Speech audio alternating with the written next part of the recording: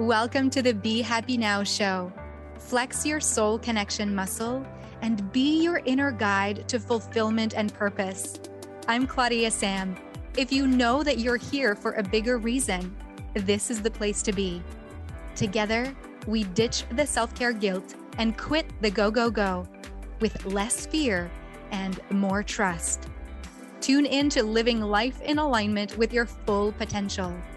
The Be Happy Now show starts now.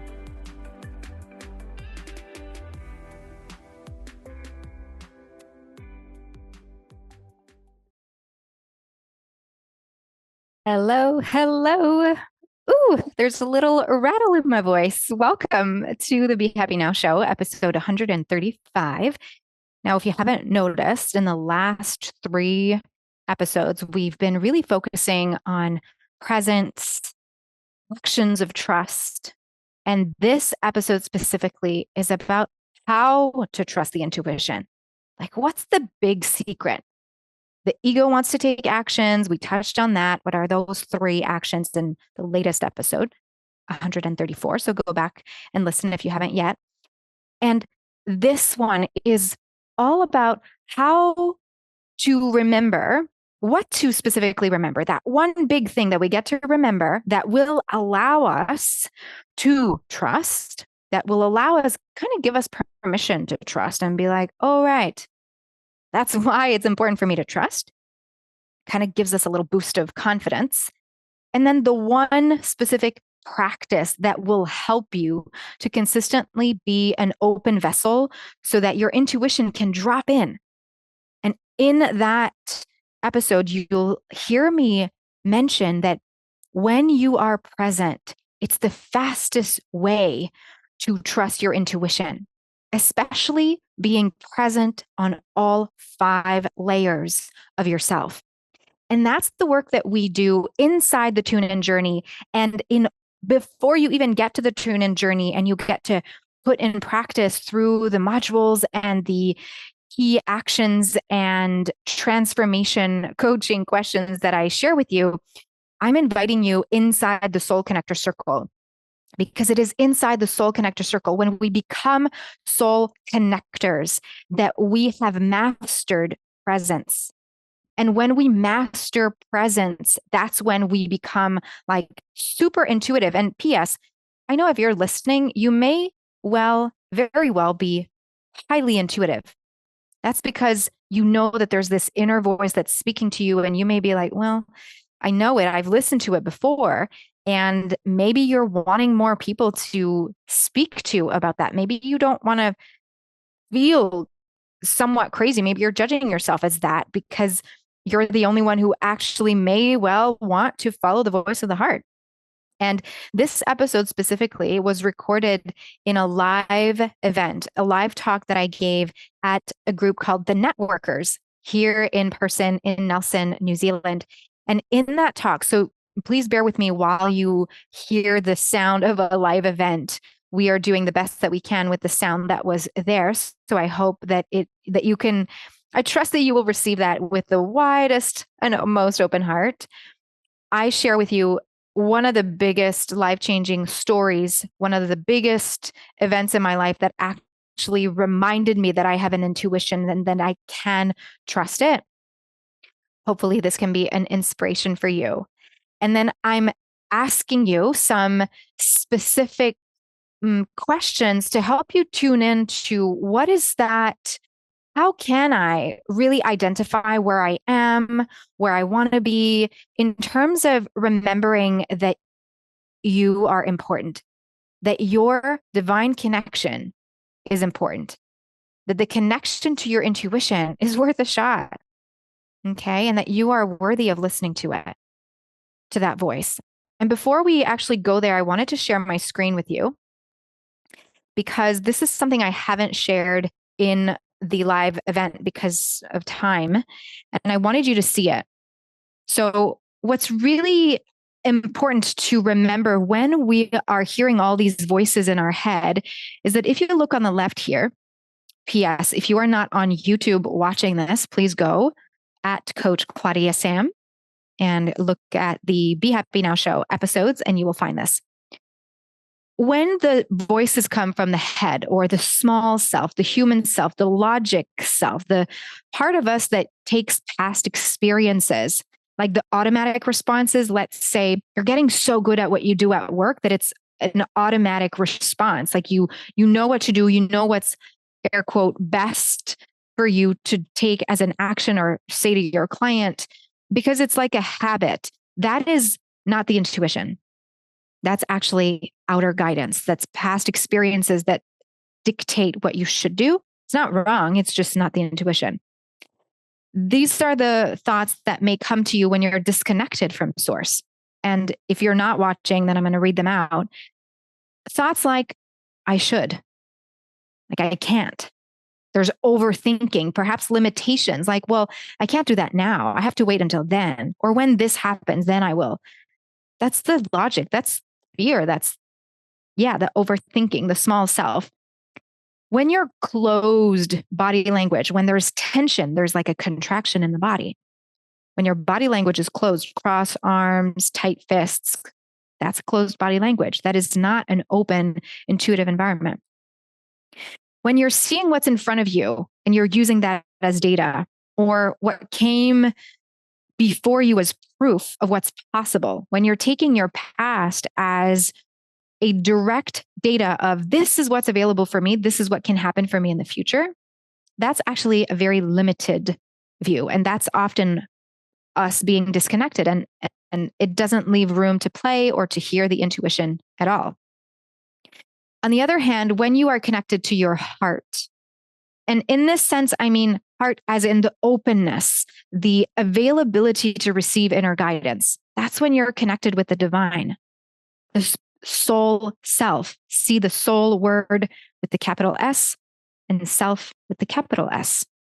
When you're in the Soul Connector Circle or a part of my Tune In Journey group or doing the Tune In program, you'll hear me talk about the small self and the soul self.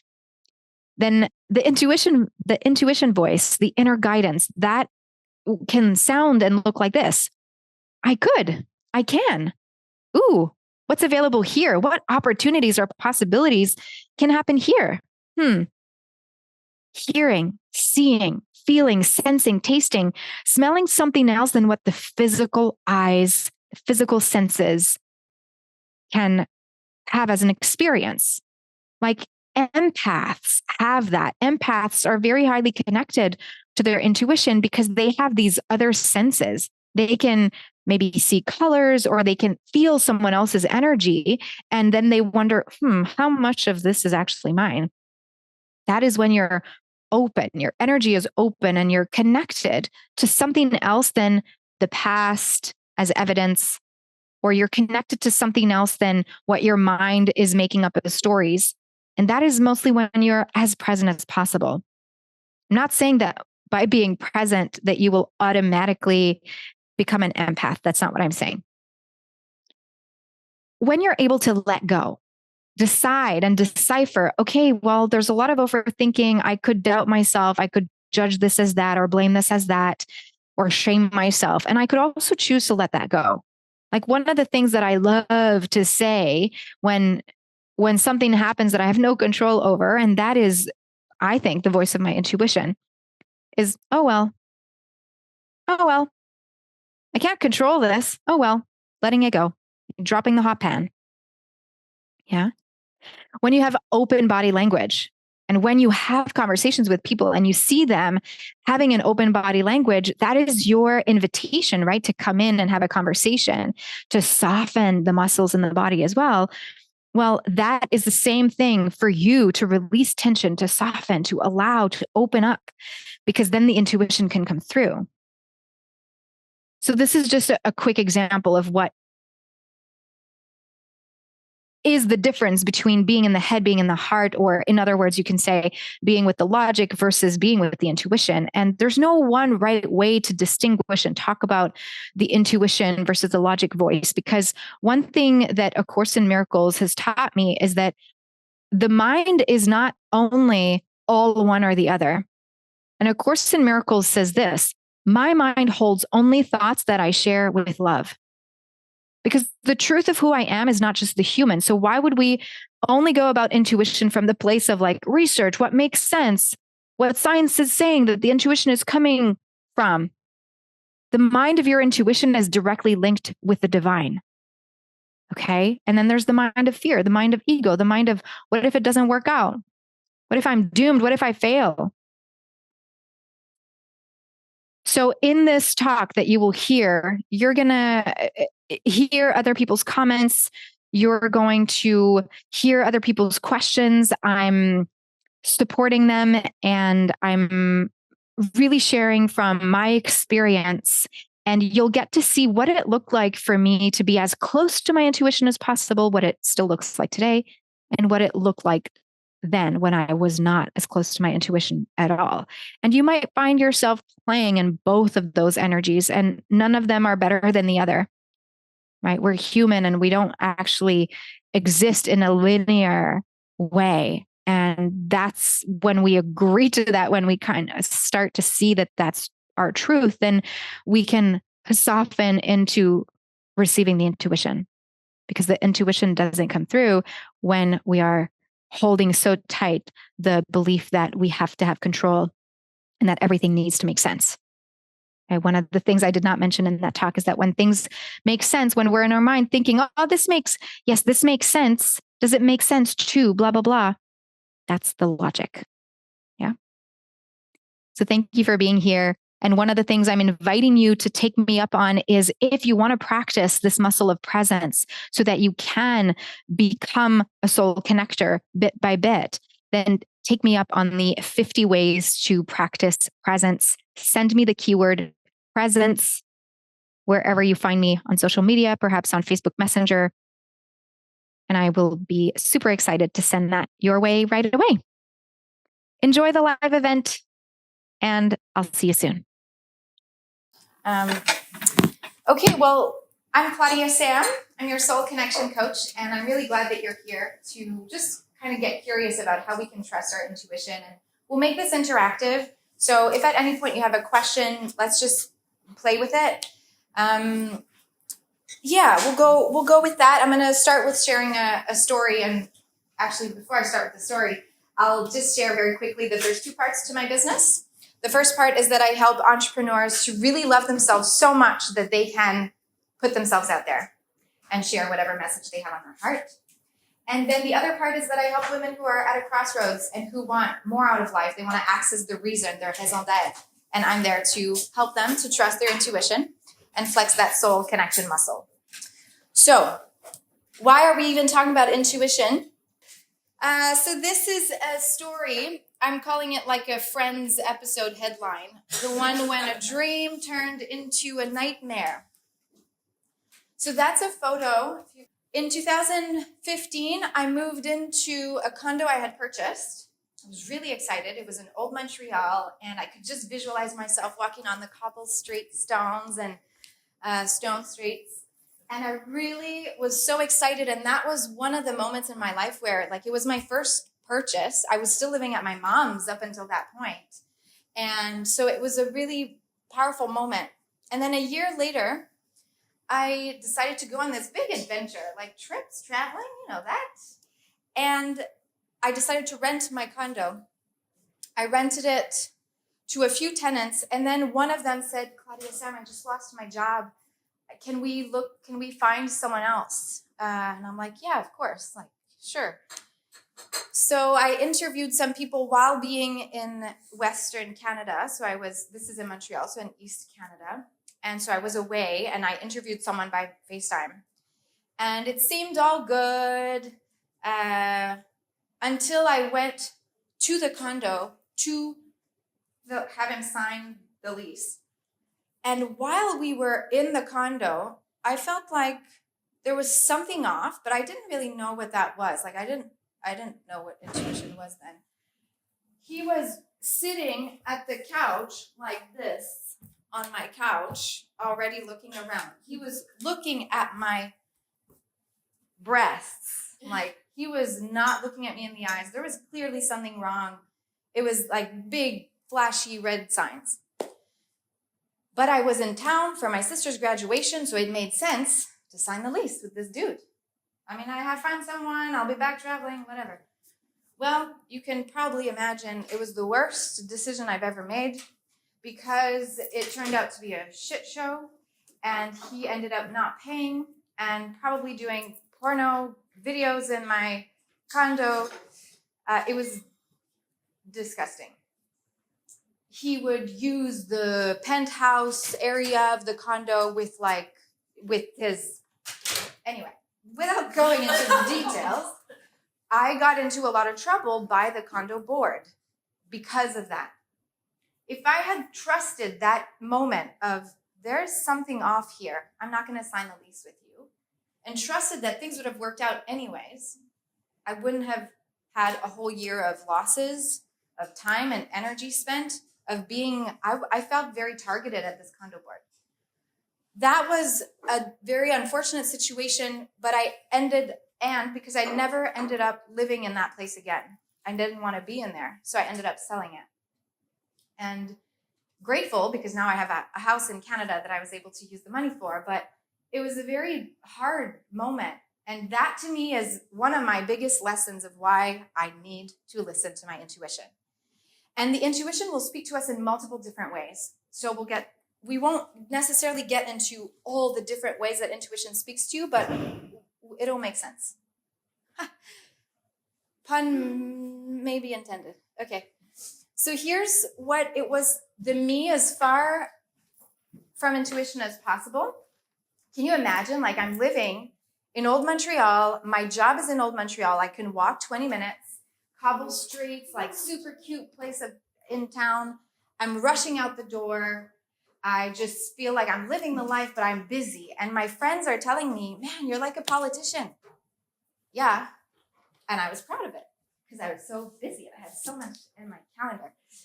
And I didn't have time for emotions. What are those? I didn't go to yoga. I didn't want to stop. So you can imagine like that always go, go, go kind of energy. That's what I was in. And to me, that's as far from intuition as possible. Also, at the bottom there of the list is like, I would blame, if someone at work was saying, hey, this didn't work out the way I wanted it to, I would point the finger at the next person. I wouldn't tune in or, look at anything that I could have done. It was always blame or judgment, something outside of me. I needed to be right. Anyone relate to that being a part of your life, maybe a little? Okay. So the me as close to intuition as possible. And it's a long list, but I'm going to just do a recap. And I don't live there 100% of the time. I'm human. So sometimes I'm in between both. It'll look like I wake up and I take a breath instead of taking my phone. Or I will actually slow down and pause. I'm getting in my car and I'm just going to pause before I turn the engine on and rush, for example. I will challenge my mind to see things differently. Instead of seeing like there's only black or white or only these solutions, I'll challenge myself that way. And allowing emotions and processing them is a big part of my life as well. Not always fun, but otherwise they get locked in my body and then they create headaches or tension or whatever else. So that's just prioritizing self-care pretty much is what gets for me, being as close to my intuition as possible. So to get you into this, we will do a little mini exercise. It's called the I'm Connected meter. Just for fun here. There's no I don't believe that we can really live life at a 10 where it's I slow down, I say no to a lot because I say yes to myself. I get to see things differently and I pause and I see the red flags. I don't sign a lease with a weird person. And the energy might be, how much better can it get? Instead of at a 0 would be, what if it doesn't work out? What if I don't? What if I fail? What if it doesn't work out? Reacting fast, saying yes to a lot. So can you do a mini assessment for yourself? Where do you find you spend most of your time? You could also do this exercise like the you before today. And then just tune into where do you think you want to spend most of your time? Most of your energy, closer maybe closer to 10, maybe. Is there a little room, like, is there a little expansion that you want in your life? Like, if we're at an 8 and we want to stay at an 8, is there a mini gap that you see that there's room for expansion, not improvement, because you're not broken and there's nothing wrong with where you are? Do you see that there may be some space, without sharing the numbers, between where you are and where you would want to be in terms of trusting your intuition, being present, a little bit, even if it's like a 0.5? It's like those little moments, like between activities, between your daily habits. It's like stopping in those little moments and checking in, rather than just going, what's next, and taking that time. I think that would be my little gap. Yeah. Yeah. Thank you. Yeah, and I often get that question, but how do I even practice this? So we'll get into that. I feel like you can swing wildly between a few numbers as well. Yes. Course of a week. Yes. Right. Yes. So it's not even all the time. Right. Or in one day, like in the morning. Yeah. With 3 kids, I'm not the maid. Just like, Yeah. This is a great awareness to have. Like, we're not linear objects like a table that don't change much over time. Like, we're human beings with the flow of emotions and a bunch of things that come to us as circumstances, and it's a constant practice to not get sucked in by those circumstances and to come back in alignment. So 100%, I get it. And one of the questions I often get asked is this, like, the reason most of what I hear is one of the reasons why I don't trust my intuition is because what if it's wrong? What if it doesn't take me where it's supposed to be? What if it guides me the wrong way? What if my intuition is wrong? The first thing to remember is that the intuition is not wrong. It's how we interpret it and the expectations of where it should take us that make it wrong. In other words, hey, Laura, am I making the right decision? It's almost like saying, right, you're asking someone else for advice whether if your intuition, your inner guidance is right or wrong. In that energy example of feeling like it's off with someone else, what if we didn't, the overarching question here is, what if we didn't put the permission to someone else to have our feelings, to feel like the energy is off for us? What if we didn't look at someone else to tell us, is this right or is this wrong? And what if we believed that whatever guidance we're receiving, it's us, we're giving ourselves the permission? So the responsibility, ultimately, it's the responsibility of taking the action, trusting the intuition, receiving the guidance. Is it right or wrong? Who's really responsible to say anything on that? It's us. But I think I speak for a lot of people where we are often geared to it's like there's a buffet of options of what decisions we should make. There's a buffet of ways that we could live life. No, there's almost like your 3 kids. Is there a guidebook as to how to raise each of these kids? No, right? So it's your way, and that has us turn the mirror. I actually almost had you bring a mirror today.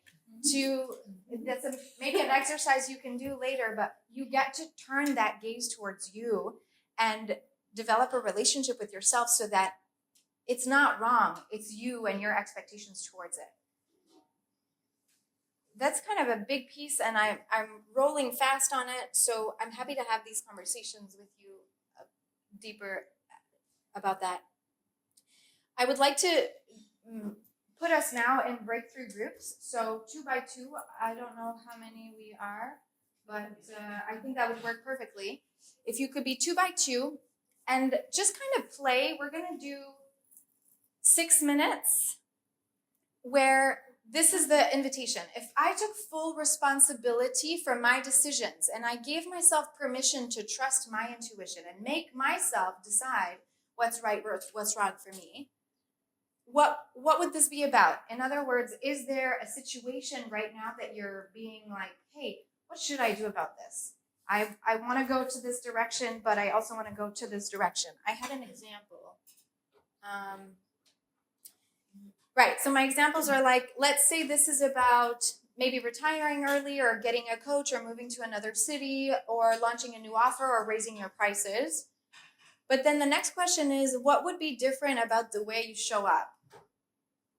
What would be different about the way you show up? So perhaps instead of thinking about your intuition, this better be good. Like imagine going with your intuition, putting pressure on the intuition, like you better be right. Like that defeats the purpose completely. So instead of going with that, you would be like, ooh, I'm going to travel. After I retire, I'll travel. I'll get to go to this place. And then you start visualizing and imagining. So you start playing with curiosity. Maybe the curiosity instead of this better work out. Like there's a different energy. Maybe that's the way that's different about the way you show up. And then what surprises might I find on the other side?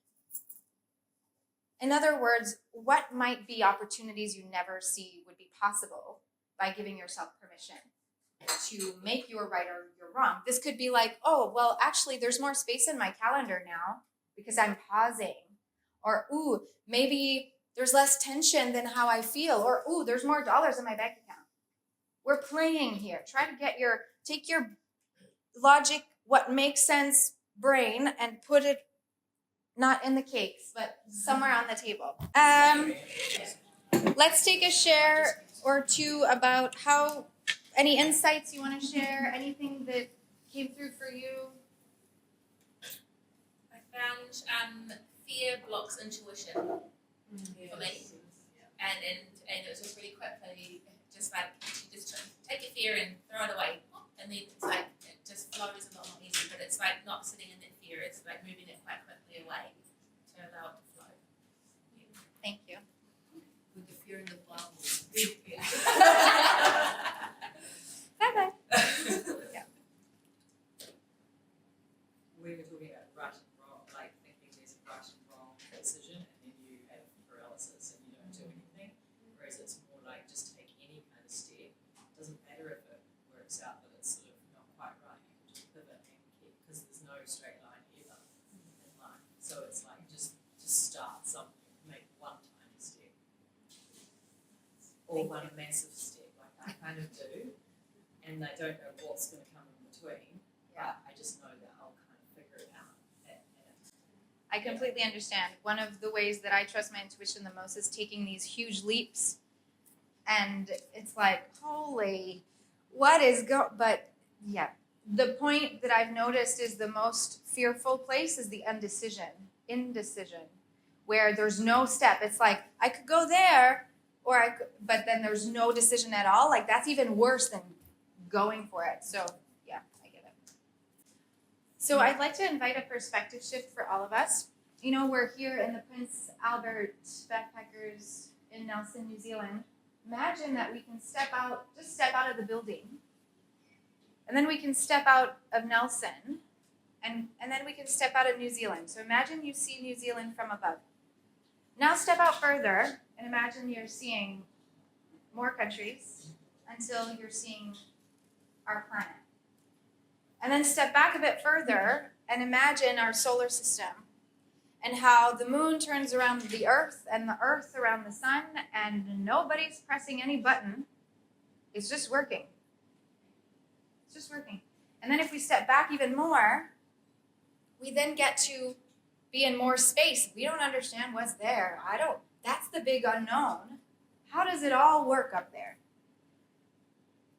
One of the things that I like to remember in my practice is that we are all a part of that. But when we are in our limited view of here's where I am in this place, in this physical location, we forget that we're part of a bigger picture. And so what I'd love to invite us to just think about moving forward is that actually trusting the intuition is quite simple. And we've kind of discussed it a little bit and we've touched on it a bit. What it really ultimately comes down to is it's kind of broken into two parts. The is it right or is it wrong? No, that's not it. If we can remember that we are part of a bigger power.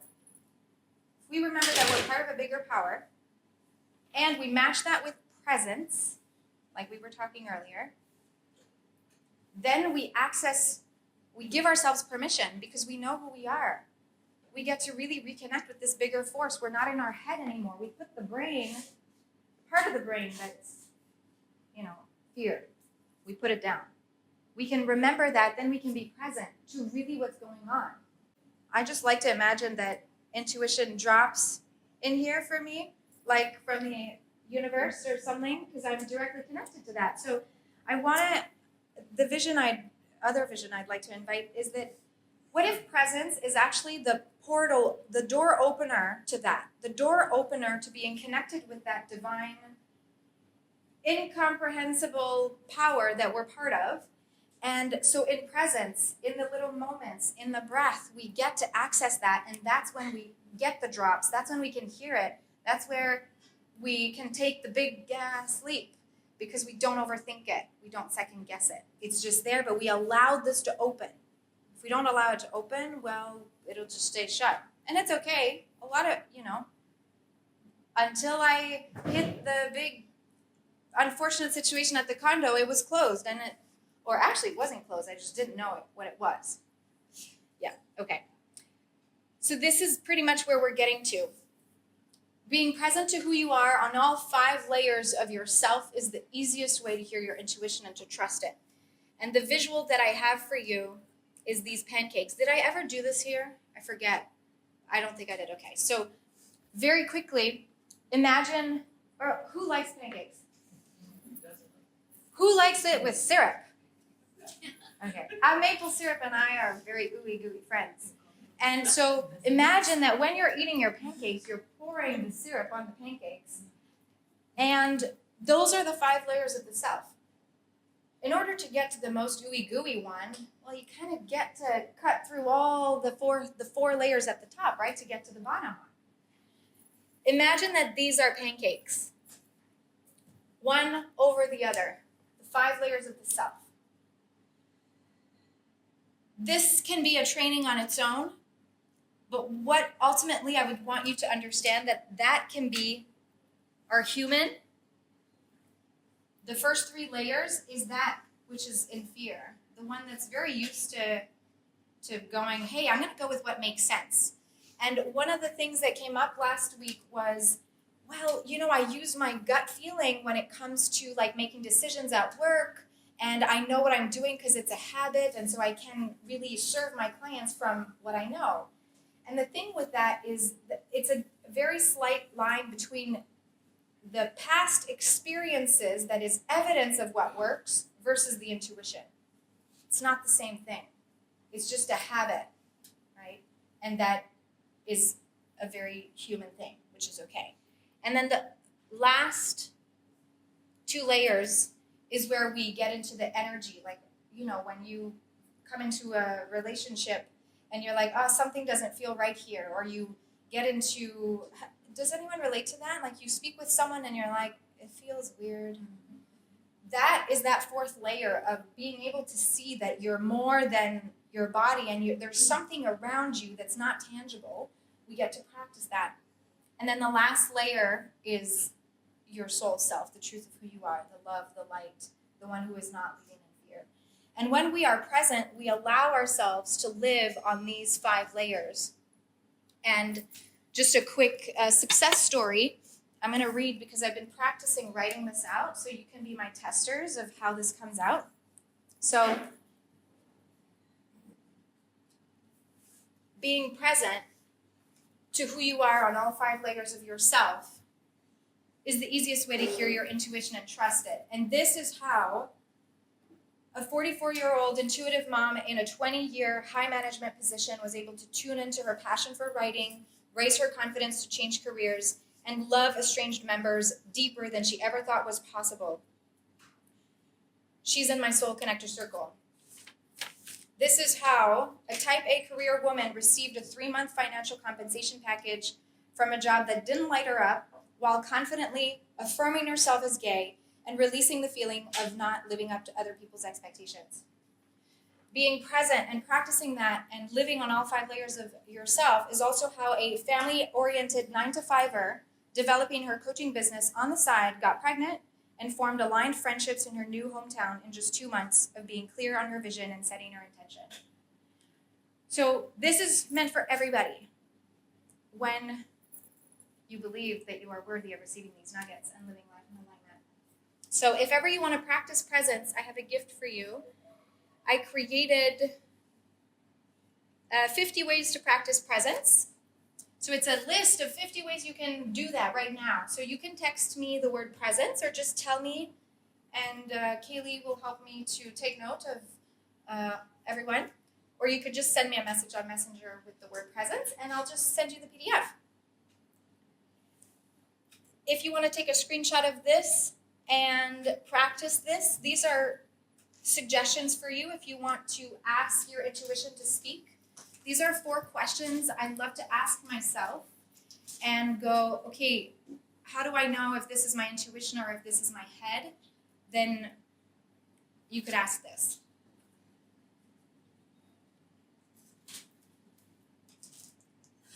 Yeah.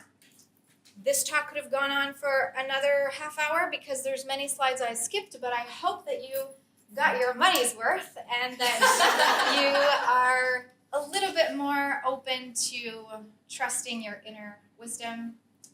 I'll be here if you have any questions, and I will leave this up a little bit so that you know what my number is. Thank you.